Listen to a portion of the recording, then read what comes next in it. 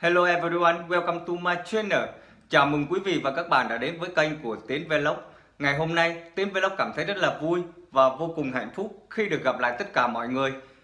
Hiện nay thì tình hình dịch bệnh đang diễn ra rất là căng thẳng và mọi người chúng ta nên biết cách để tự bảo vệ mình và cũng như là bảo vệ cho cộng đồng nha mọi người. Trên tay trái Tiến đang cầm đó chính là chiếc khẩu trang mà Tiến luôn sử dụng hàng ngày. Và trên tay phải của Tiến đó chính là nước rửa tay khô nha các bạn. Thì hàng ngày chúng ta đi đâu cũng không thể thiếu hai cái vật dụng này để bảo vệ cho chính sức khỏe của mình và cũng như là cho mọi người nha các bạn. Đồng thời hôm nay Tiến Vlog sẽ chia sẻ đến các bạn một cái ứng dụng mà đã được Bộ Thông tin và Bộ Y tế triển khai để giúp cho chúng ta cảnh báo khi các bạn tiếp xúc với những người đã từng nhiễm Covid hoặc là những người đã tiếp xúc với những người nhiễm Covid. Thì trước khi bắt đầu đi vào nội dung chính, các bạn đừng quên cho Tiến một like, một bình luận, một chia sẻ và một đăng ký kênh của Tiến Vlog để ủng hộ giúp mình nhé. Cảm ơn mọi người rất là nhiều. Và cái ứng dụng mà Tiến muốn gửi đến các bạn đó chính là ứng dụng Bluezone nha mọi người. Và trước khi Tiến hướng dẫn các bạn cách để tải ứng dụng này về điện thoại của mình thì chúng ta hãy cùng nhau tìm hiểu xem là cái ứng dụng này nó hoạt động như thế nào nha mọi người. Bây giờ chúng ta cùng tìm hiểu ứng dụng Bluezone là gì nha mọi người. Thì để tìm hiểu ứng dụng này các bạn vào Google, trình duyệt Google cho mình. Sau đó các bạn nhập cho mình chữ bluezone.gov.vn.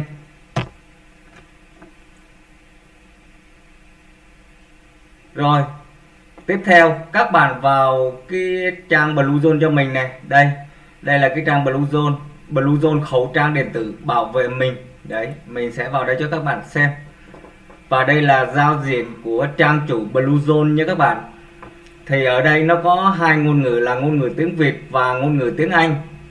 Đây, ví dụ như mình chuyển sang chế độ ngôn ngữ tiếng Anh thì các bạn thích dùng ngôn ngữ nào thì các bạn dùng nhé. Ở đây mình tiếng Anh hơi dở, mình dùng ngôn ngữ tiếng Việt để giới thiệu cho mọi người. Thì ở đây các bạn sẽ thấy hai cái biểu tượng là biểu tượng của Bộ Thông tin và Truyền thông và biểu tượng của Bộ Y tế. Là cái ứng dụng này được phát triển từ Bộ Thông tin và Truyền thông và Bộ Y tế kết hợp để cho mọi người sử dụng nha mọi người. Và ở đây ứng dụng ngay khi vào các bạn sẽ thấy được cái dòng chữ là bảo vệ mình, tức là cái ứng dụng cảnh báo nếu bạn đã tiếp xúc gần với người nhiễm Covid-19. Và thứ hai là bảo vệ cộng đồng, thì tham gia cộng đồng Bluezone là bạn đã kết nối và bảo vệ cộng đồng. Thì ở đây ứng dụng này được sử dụng ở trên cả hai hệ điều hành, đó là hệ điều hành Android và hệ điều hành iOS nha các bạn. Nếu các bạn sử dụng dòng điện thoại trên hệ điều hành nào thì các bạn vào hệ điều hành đó để các bạn tải ứng dụng về nhé. Và bây giờ mình sẽ lướt qua xem coi thử là ứng dụng nó như thế nào nha mọi người. Thế thì ứng dụng Bluezone có những đặc điểm như thế nào? Bây giờ chúng ta cùng nhau tìm hiểu nhé. Đầu tiên đó chính là bảo mật dữ liệu. Thì ứng dụng chỉ lưu dữ liệu trên máy của bạn, không chuyển lên hệ thống. Thứ hai là không thu nhập vị trí. Thì ứng dụng không thu nhập dữ liệu về vị trí của bạn. Thứ ba đó là ẩn danh.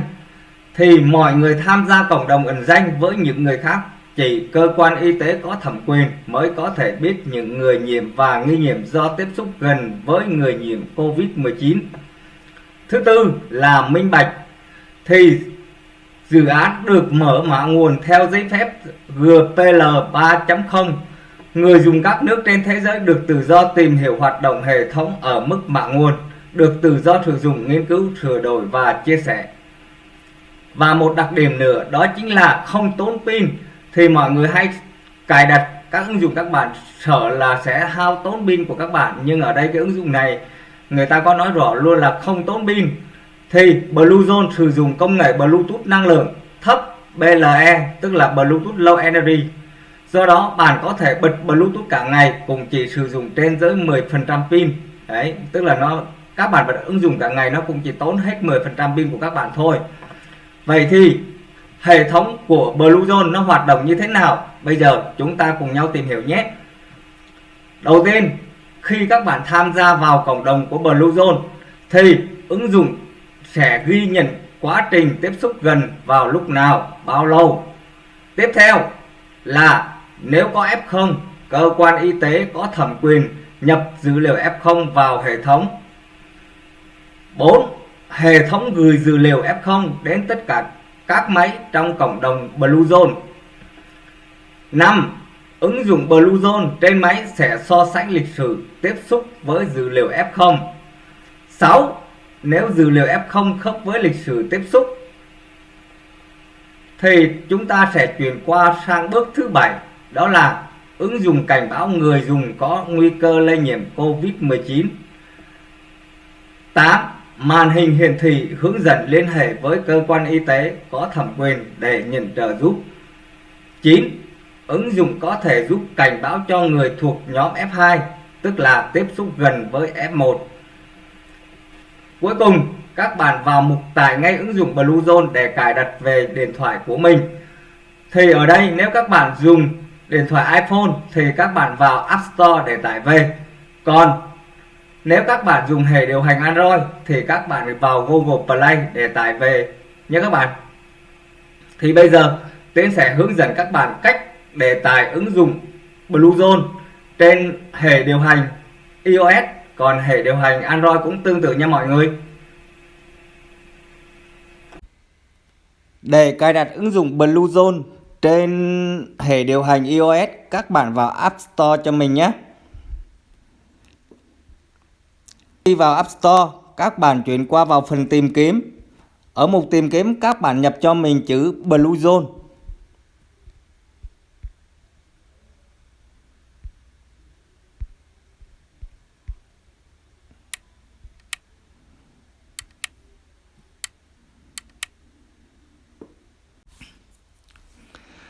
Thì đây là ứng dụng Bluezone khẩu trang điện tử nha mọi người. Các bạn kích vào dấu mũi tên ngược xuống để tải ứng dụng về nhé.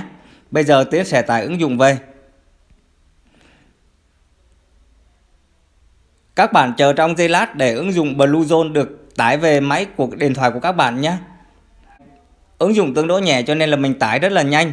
Rồi bây giờ sau khi ứng dụng được tải về, mình sẽ bấm vào chữ mở để mình mở ứng dụng lên. Các bạn chờ một chút để ứng dụng Bluezone được khởi tạo nhé. Ở đây ứng dụng sẽ yêu cầu các bạn nhập số điện thoại để xác thực. Mình sẽ nhập số điện thoại của mình vào. Sau khi nhập số điện thoại xong, các bạn bấm chữ tiếp tục cho mình. Rồi ứng dụng sẽ gửi về cho mình một cái mã xác thực. Bây giờ mình sẽ nhập mã xác thực vào.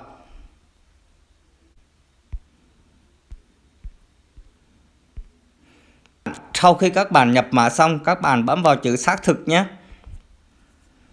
Rồi, mình đã xác thực thành công rồi nha mọi người. Bây giờ mình sẽ bấm vào chữ OK này. Đây là giao diện của ứng dụng Bluezone. Nó sẽ có một dòng thông báo là Bluezone muốn sử dụng Bluetooth. Thì các bạn chọn cho mình OK. Rồi, tiếp theo sẽ có thêm một dòng thông báo nữa là Bluezone muốn gửi thông báo cho bạn. Thông báo có thể bao gồm cảnh báo âm thanh và biểu tượng. Bạn có thể định cấu hình chúng trong phần cài đặt. Ở đây các bạn nên chọn phần cho phép cho mình.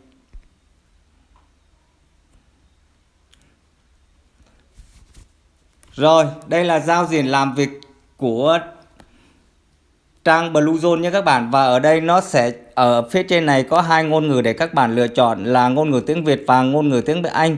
Đây, các bạn có thể chọn ở đây nhé. Thì mình sẽ sử dụng ngôn ngữ tiếng Việt để cho tiện sử dụng nha mọi người. Rồi sau khi cài đặt ứng dụng thì trên màn hình chính này sẽ có hai phần, đó là phần quét xung quanh và lịch sử tiếp xúc. Thì ví dụ như các bạn bấm vào chữ quét xung quanh để kiểm tra xem những người mà đang ở xung quanh bạn có ai là bị nhiễm Covid hay là nằm trong diện F1, F2 hay không, thì mình sẽ bấm chữ quét xung quanh này. Đây, và các bạn chờ một chút thì ứng dụng sẽ quét cho các bạn thấy nha. Thì sau khi mà các bạn bấm quét thì nó ra chữ quét xung quanh. Ở đây nó sẽ lên hai cái mục, đó là ở gần bạn và ở xa bạn. Thì danh sách hiện tại bây giờ của mình ở xung quanh mình không có ai cả, cho nên là đang là không nhé các bạn, danh sách trống. Và ở đây nó sẽ kèm thêm một cái nữa là mã Bluezone ID của bạn. Thì mỗi thiết bị nó sẽ có một mã ID riêng nha mọi người. Và nếu mà có người ở gần bạn dưới 2 mét sử dụng Bluezone thì ứng dụng sẽ tự động nhận diện những người dùng này và xếp vào danh sách là đã tiếp xúc nha các bạn. Tiếp theo là ở phần lịch sử tiếp xúc. Thì ở đây mục lịch sử tiếp xúc này cũng sẽ ghi nhận số người cùng sử dụng Bluezone mà bạn đã tiếp xúc. Còn mục tiếp xúc gần là bạn đứng gần những người dưới 2 mét nha các bạn. Và hiện tại bây giờ là ở xung quanh mình không có ai sử dụng cả, thành ra là nó hiển thị vẫn là con số 0 nha mọi người. Tại vì Tiến đang ở trong nhà, thành ra là không có ai tiếp xúc với Tiến cả, bởi vì Tiến sống có một mình à. Và ở đây là có phần thông báo này. Thì ở đây các bạn khi mà có những cái thông báo gì mới thì các bạn nên vào đây để đọc nhé. Mình chỉ có một cái thông báo về cập nhật số điện thoại thành công thôi. Còn ví dụ như trong quá trình các bạn sử dụng ứng dụng á, nếu như có tiếp xúc gần với F1, F2 hoặc là F0 gì đấy, thì ứng dụng này sẽ gửi thông báo về cho các bạn và các bạn nên vào đây để xem. Ngoài ra thì có phần mời nữa, thì các bạn hãy mời mọi người để tham gia vào cái ứng dụng Bluezone để bảo vệ người thân, bạn bè trước cái đại dịch hiện nay. Ngoài ra, ở phần giới thiệu này, các bạn có thể được tìm hiểu thêm thông tin của ứng dụng Bluezone. Thì ứng dụng do Bộ Thông tin và Truyền thông, Bộ Y tế chủ trì với sự tham gia phát triển của BKAV và cộng đồng công nghệ thông tin, giúp người dân tự theo dõi các tiếp xúc gần, giúp bảo vệ bản thân, bảo vệ cộng đồng, góp phần phòng chống dịch bệnh. Thì đấy là một số thông tin mà Tiến muốn chia sẻ đến với các bạn. Thì các bạn hãy cài đặt ứng dụng ngay để được bảo vệ sức khỏe cho bản thân mình, cũng như là góp phần bảo vệ sức khỏe cho cộng đồng nha mọi người.